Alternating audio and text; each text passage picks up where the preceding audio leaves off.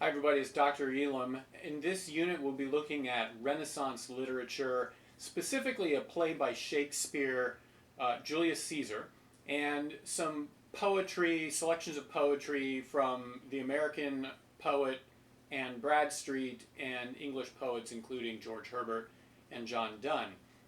Excuse me. So, in our, and forgive me, I got to flip back and forth and take a look at the syllabus and make sure that. Oh, I'm sorry, we're not reading Donne for this class. Ben Jonson and Robert Herrick we are reading for this class. So the Vaith reading is the chapter on poetry, and I'll amplify a couple of points and then maybe add some points. There is also a separate PowerPoint, narrated PowerPoint, that goes through a method for reading poetry that I hope will help you understand it better. Now, it is not like a magic wand that causes all poetry to be understood. In fact, it's kind of it's almost I don't want to say tedious, but it's almost a boring method, I suppose. It relies on grammar. So before, I know my eyes would glaze over if I heard that. Just stay with me. The PowerPoint, my method for teaching poetry relies heavily on grammar, but I do believe it will help you to understand poetry more than if you don't use it. Again, it doesn't mean that you will understand everything there is to understand about a poem, but you might be able to understand at least what its subject is, what the subject is doing with the verb or being done to it if it's passive, and objects and subordinate clauses and things of that nature. So that's a separate PowerPoint. In this video, I'll talk a little bit about Vaith, as I said, and then I will talk about two matters of importance to me as a scholar in the play Julius Caesar. The emphasis I want to make on the Vaith reading, on matters of poetry, are a couple. So one is that poetry is a mode of speaking that nobody uses in real life. I don't speak in poetic language. You likely don't speak in poetic language. There might be occasions where we are reciting poetry. Maybe we've written poetry for a person and we're writing it to them. Perhaps, perhaps we're even joking around and speaking in poetic language. Nevertheless, poetic language is a convention of art and not a feature of everyday living, day-to-day living. And the ancient poets, medieval poets, Renaissance poets, we're in the Renaissance right now, Renaissance and early modern era, the Enlightenment era poets, all the way to poets now. They all know that nobody talks this way, and their audiences know that nobody talks this way. So even though you could bring the accusation like, hey, why don't you just use regular language? Nobody talks this way. Even though you could bring that kind of accusation, that accusation misses the point of poetry, which is to represent, not represent, well, maybe you could say it with that emphasis too, but represent reality to us in an unusual way that makes us attend to it. Language, I'm teaching my composition class now, and we're speaking about language in terms of a window, and I didn't make the metaphor up, but language is a window we use to see things. What we don't pay attention to is that glass. When we're looking out the window, we don't think to ourselves, usually we don't think to ourselves, this glass is facilitating my ability to see those things out there. What we usually do is we just see those things out there, and the glass becomes invisible in quotation marks, even though it is right there in front of us, and it is tangible, something that we could even look at in a manner of speaking. Maybe there's smudges on it, or if it's tinted glass, right, it becomes maybe more apparent to us. And poetry uses that feature of language. It uses an unconventional way of presenting things. Maybe the glass is rippled, maybe it's colored in some way, and so the glass becomes more apparent to us in addition to the things that were being shown through the glass. So poetic language, again, it's meant to be that way. It's meant to be decorative. It is meant to No, I don't want to reduce it just to decoration. Like you could take all the decorations off and it would still be the same thing.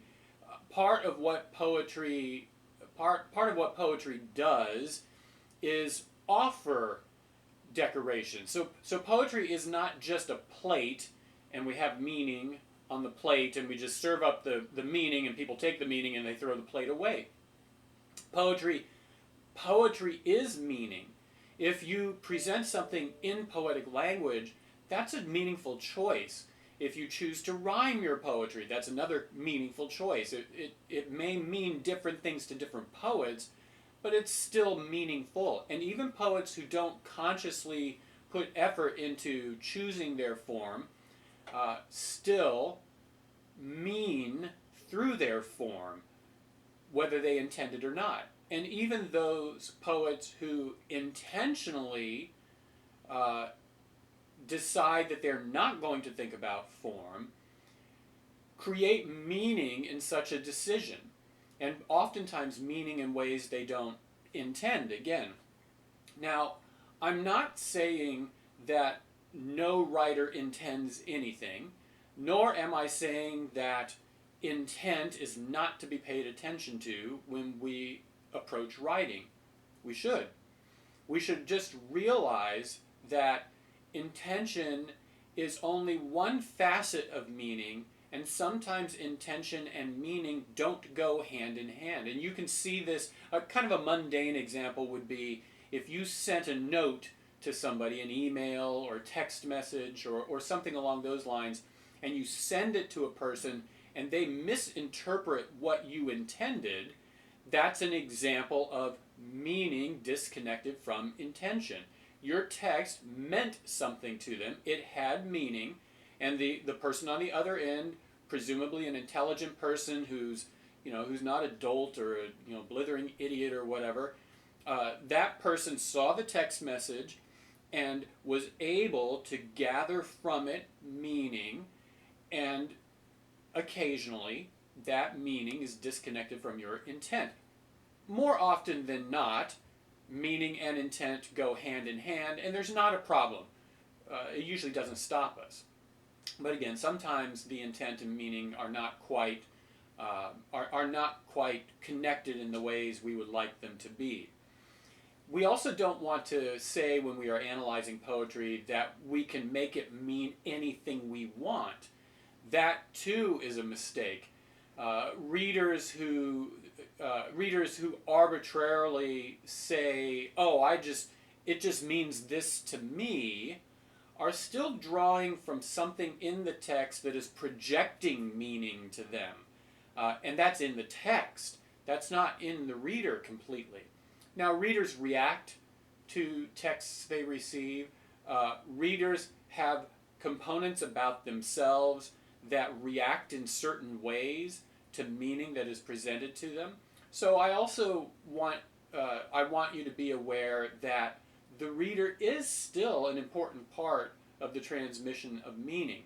But we don't want to reduce all meaning to just what the reader thinks, or on the other side, we don't want to reduce all meaning to something that doesn't need a reader, like the author just put the meaning in and the reader doesn't count. In that case, you don't need somebody to read what you've written.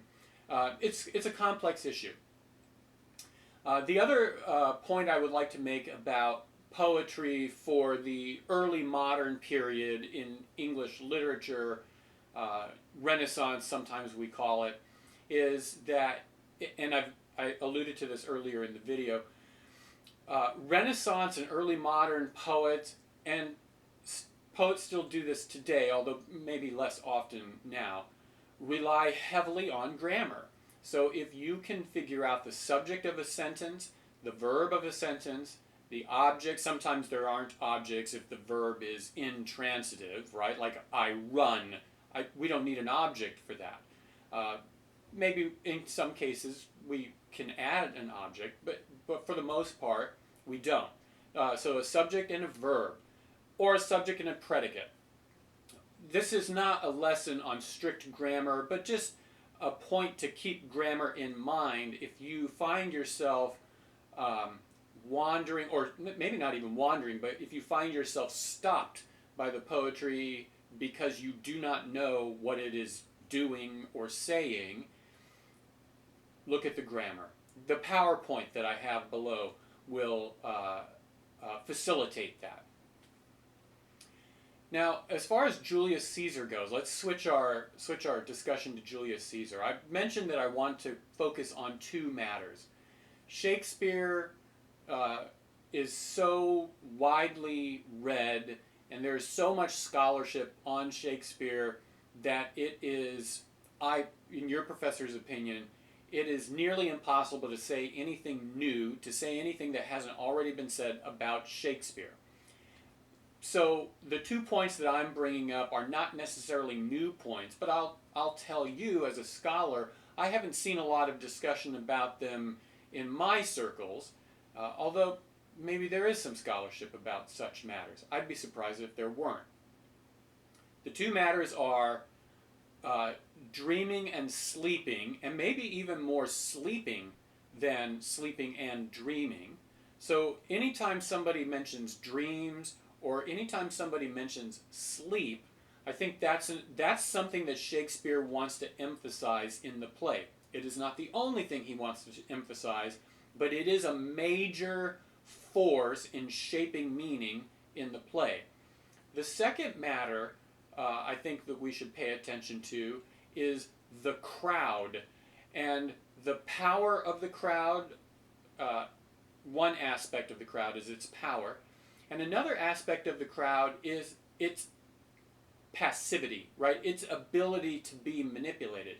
And I think that Julius Caesar, the play, reveals the dangerous feature of crowds in that they are easily manipulated and they have great power. And we'll see that there's a specific moment in Act 3 with a poet named Cinna where the crowd gets him, and the exchange between the crowd and the poet Cinna, I think, is Shakespeare really underlying that alarming quality of crowds. They are very powerful and they are easily manipulated. Now, there are other matters to consider in Shakespeare's Julius Caesar also, right? We could talk about the staging of the play if we wanted to. If this were a class on drama, we might go into the physical production details of not only Renaissance productions of the play by Shakespeare's company, but we could talk about the details, the presentation history of the play over the centuries, even up until now. That's an important facet of Shakespeare. And even though I tend to agree in spirit with the observation that the play is meant to be viewed and heard, right? In spirit, I agree with that. That's true. We also don't want to say that the play has no text. The play does have a text, and remember, even the actors themselves are working from words that are written down. Now, the completeness of the performance is in the acting out of those words, which is why I agree in spirit that the full effect is in seeing the production. The advantage of the words, however, it's actually a double-edged sword. It's an advantage and a disadvantage. The advantage of the words is that they mean without the need to present them or to act them, right? So they can still mean to us. And sometimes directors and producers make choices about presenting those words that add nuances of meaning or potentially take away nuances of meaning from the text. That is also, I mentioned a double-edged sword. It also works against meaning in the play in that sometimes, because we don't have inflection of voice, emphasis on syllables, pronunciation of words, because we don't have that in the written text, sometimes the meaning can be lost to us because a performance is necessary to get it across.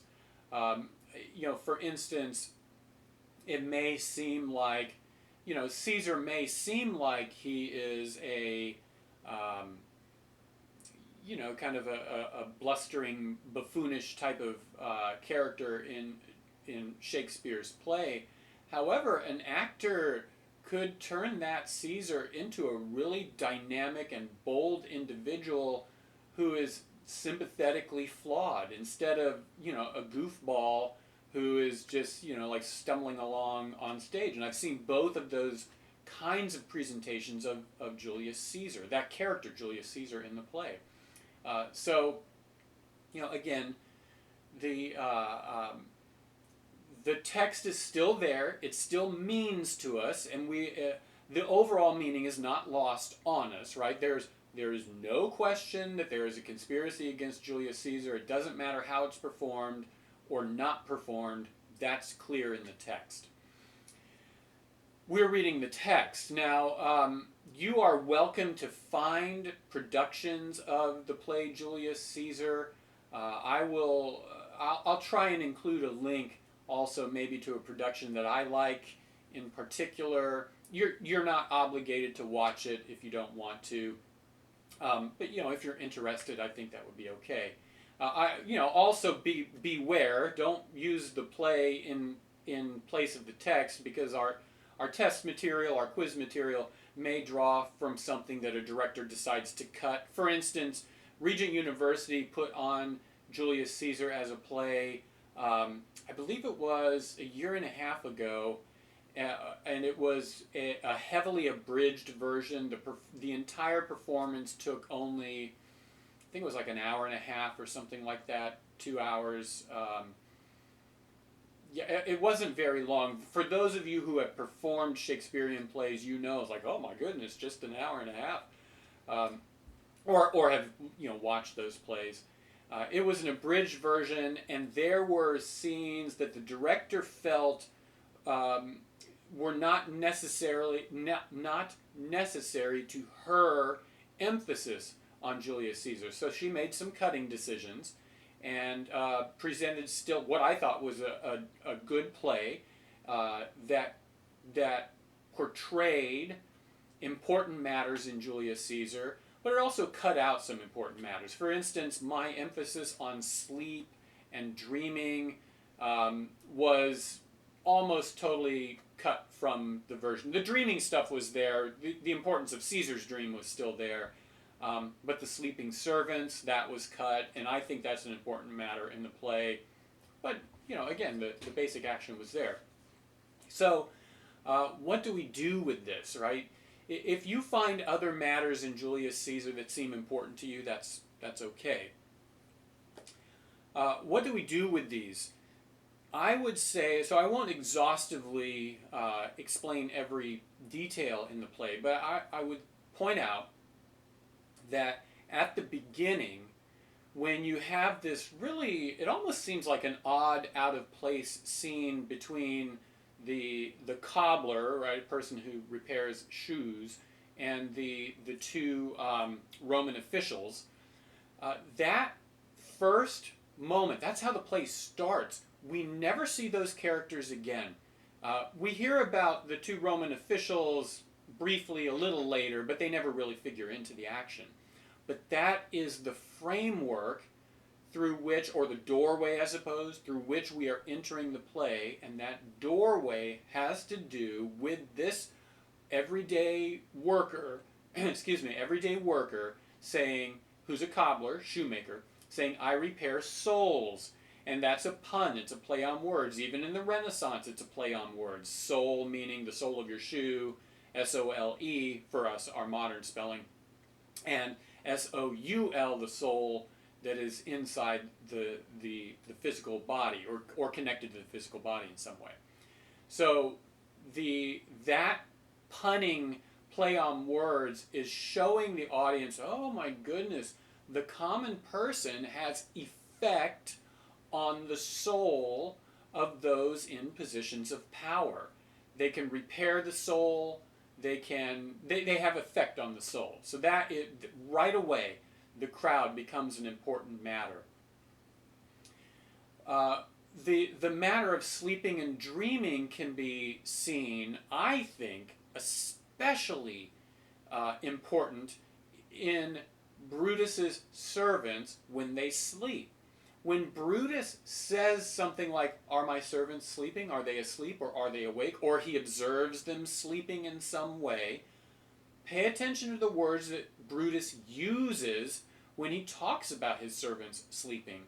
It seems like Brutus believes sleep is a good thing for the servants, which stand for the crowd, right? There is a connection between the servants and the crowd. They're not synonymous, but they are similar to each other.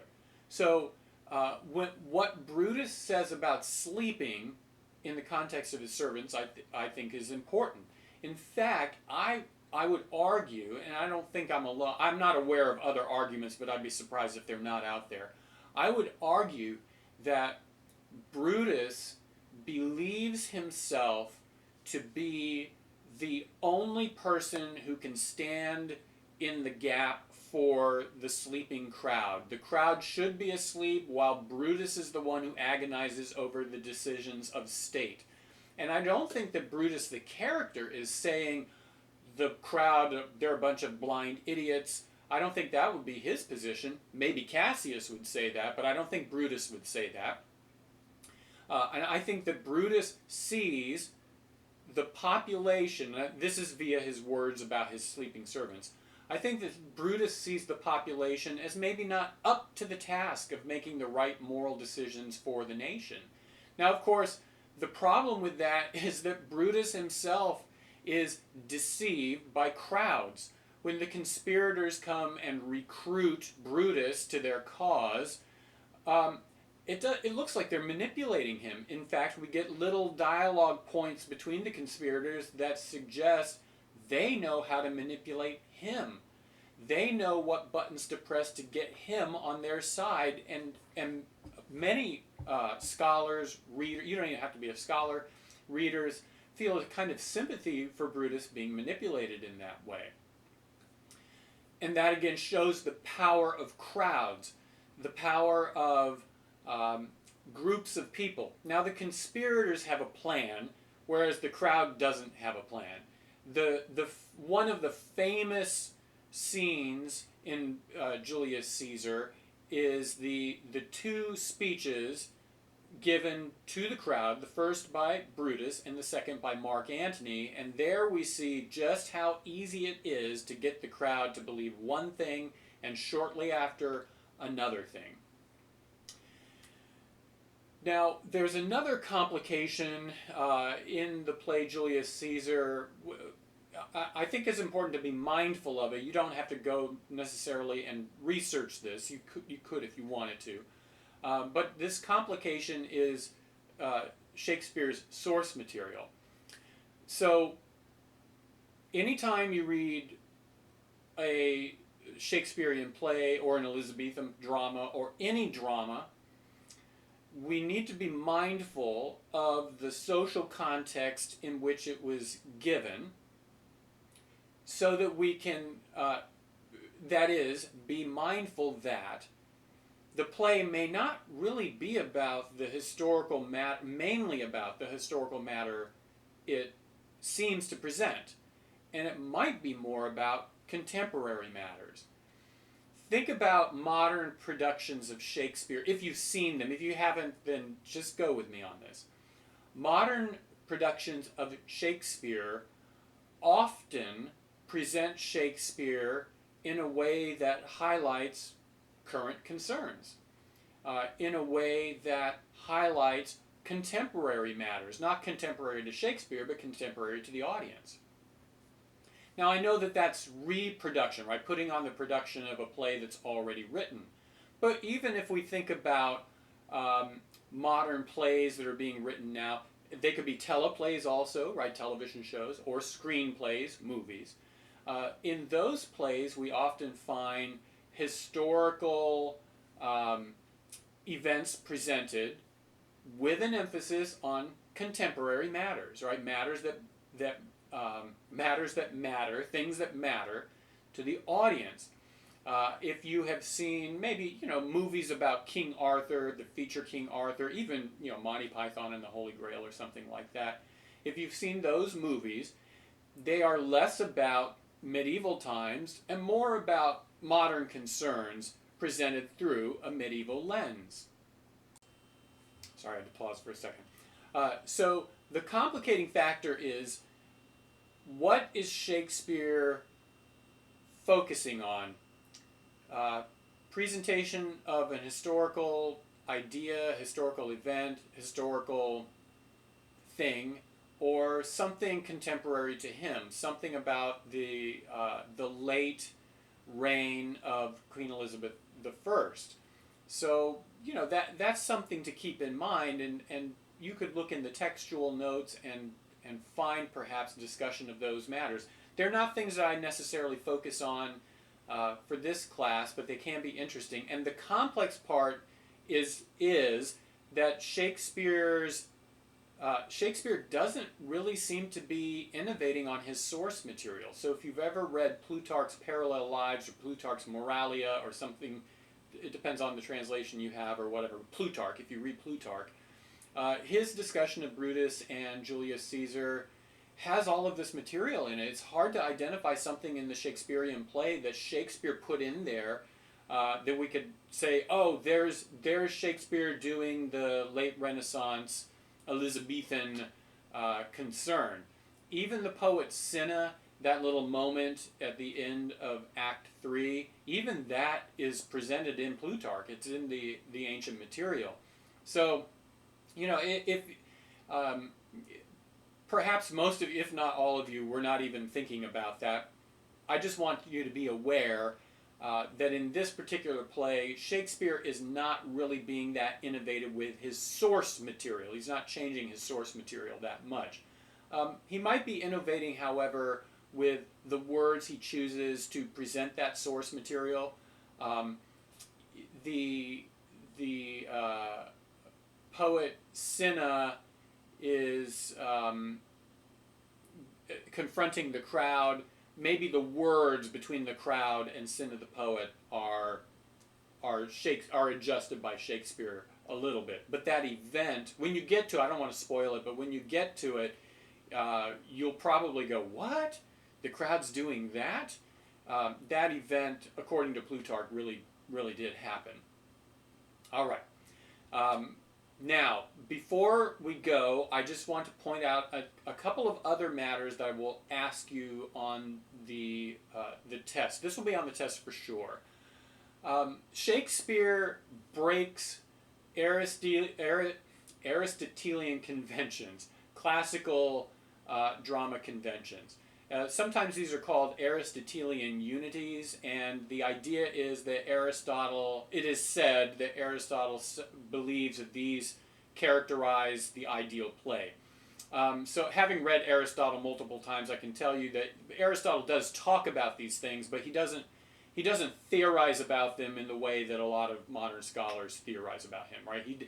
It's not like he is saying, here are my Aristotelian unities, but he does mention these categories.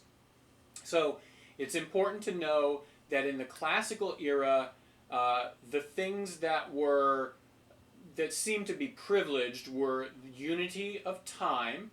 The entire play, remember back to Oedipus, the entire play would take place over the course of a day. Shakespeare breaks from that unity of time in Julius Caesar and countless other plays. Shakespeare breaks that convention. He's not the only one, by the way, that breaks the convention, but we're reading Shakespeare for this class. By having the events of Julius Caesar span long periods of time. In fact, his compressions and extensions of time are quite remarkable in the play, and they can actually even cause maybe some misperceptions about how close together certain events are. So he breaks from the unity of time. Another convention of the ancient world, and again, Aristotle just says, I like these, I prefer them, but it becomes a convention later on, or at least in the minds of literary scholars, it becomes a convention. Another convention is unity of place. So again, think back to Oedipus. Where does Oedipus take place? It takes place in front of the palace in Thebes. And Oedipus never travels, other characters are brought to him, and that location never changes. In our play, we see Shakespeare departing from the unity of place by having events take place on the steps of the Capitol, right? The assassination of Julius Caesar, by taking place outside of the Colosseum, by taking place on the battlefield, Brutus's house, the palace of Julius Caesar. Shakespeare is departing from convention all over the place. And again, yes, other playwrights do it even before him, but this is our play. The third unity is unity of matter. So in the in Oedipus, the unity of time, one day, the unity of place outside the palace at Thebes, is addressing one thing, and that is who has caused the plague of this city. And that's the only matter that is being presented to us. In Julius Caesar, however, we have multiple matters. We have the problems of a Caesar ascending to the throne. What does it mean to recognize a potentially dangerous leader, and what do you do about it? That unity of matter is wrapped up before the end of Act 3. And if Shakespeare were following the convention unity of matter, the play would be done. However, he extends the matter beyond that and also brings in, what do you do when the government is destabilized? Now, maybe we could say, well, the unity of matter has to do with Brutus's concern for Rome, which does extend from the conspirators trying to recruit him all the way to the end of the play. So, perhaps that is, that's a unified thread that goes throughout Julius Caesar. However, there are other threads that crop up, threads about the envy of Cassius towards Caesar. So Shakespeare, I think we can say, departs from the convention of unity of matter. So remember those unities, those Aristotelian unities. Think about how Shakespeare breaks from them. I think it's important to be aware of that, just as matters of literary study throughout the ages. All right, folks, it's been good talking to you. Remember the PowerPoint on poetry. I think it will help. I will present a sample poem for you, and I will see you all again in the next unit. Take care.